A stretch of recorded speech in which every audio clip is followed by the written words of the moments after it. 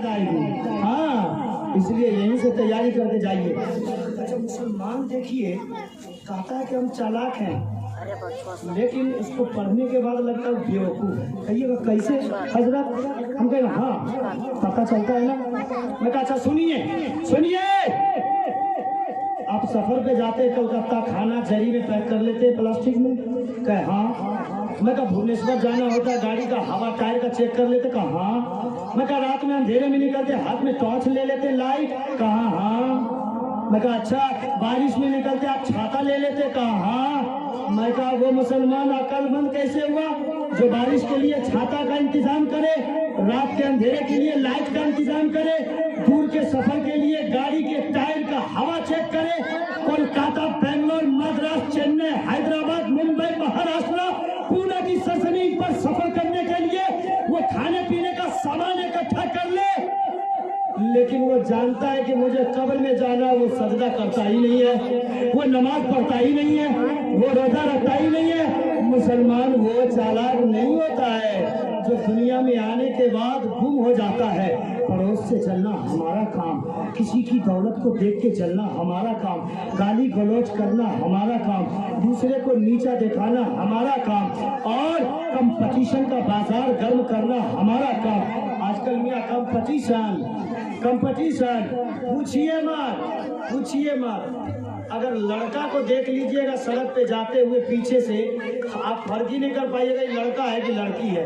बाल पीछे लटक रहा और जींस टी शर्ट में है। अब लड़का भी जींस टी शर्ट में है, लड़की भी जींस टी शर्ट में है, कैसे मालूम चलेगा ये लड़का है कि लड़की है कि नहीं? पता ही नहीं चलेगा।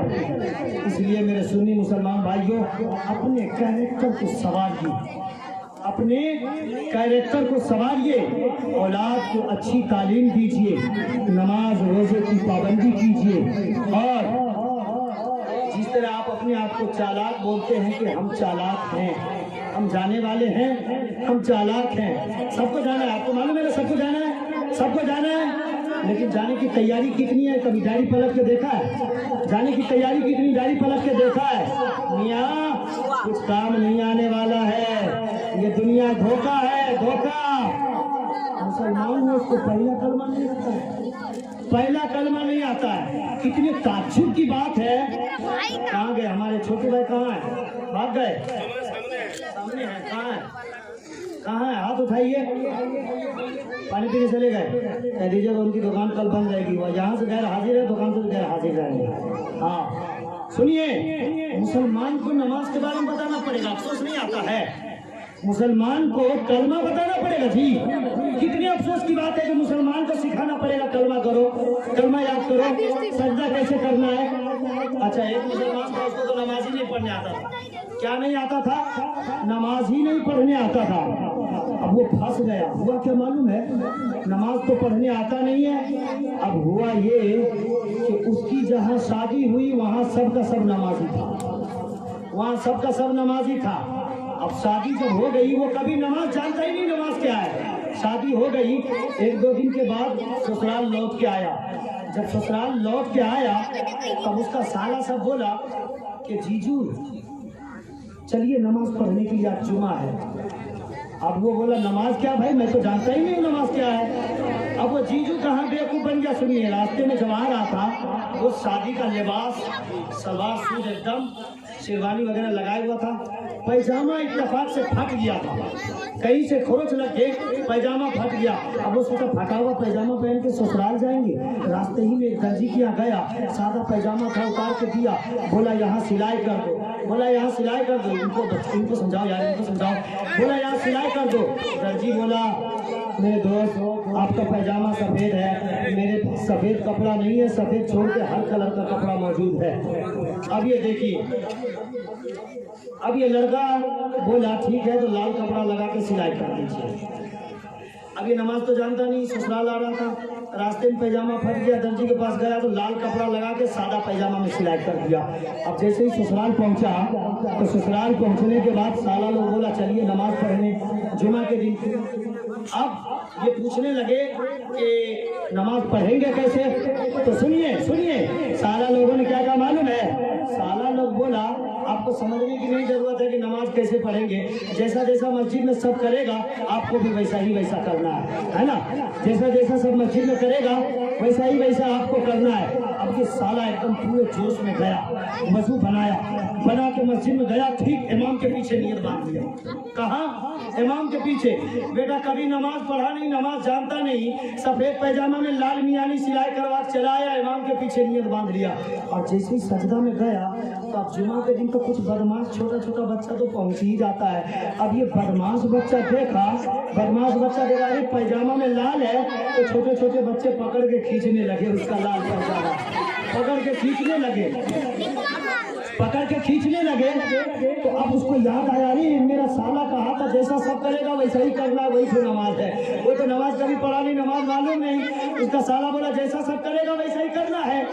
बस इसका पीछे से बच्चा लोग खींचने लगा, ये भी इमाम साहब का पकड़ के खींचने लगा।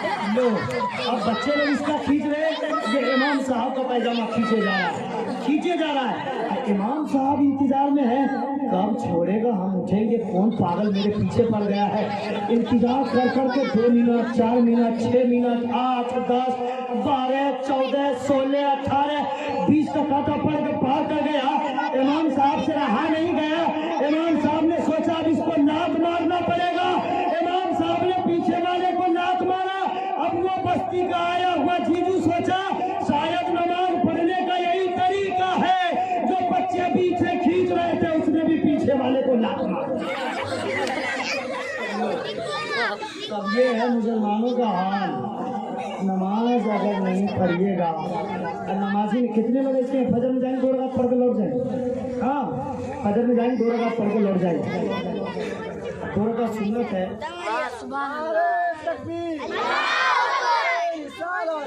अल्लाह हमारे तमाम बाप चाचा को सलामत रखे। बड़े अच्छे लोग हैं, मोहब्बतों से नवाज रहे हैं। और ये इतना भयानक कोरोना का माहौल अभी गुजरा है और आप सुन रहे हैं, ये कम बड़ी बात नहीं है मियाँ, ये कम बड़ी बात नहीं है। अब मैं कायदे की बात आपसे करना चाहता हूँ, 10-20 मिनट जरा तवज्जो के साथ सुनिएगा। मैं आपसे कहना क्या चाहता हूँ, जरा अपने जहन को करीब कीजिए, दिल दिमाग को करीब कीजिए। और जितने कमेटी के नौजवान बच्चे हैं वो लोग भी मेरी बातों को तवज्जो के साथ सुने।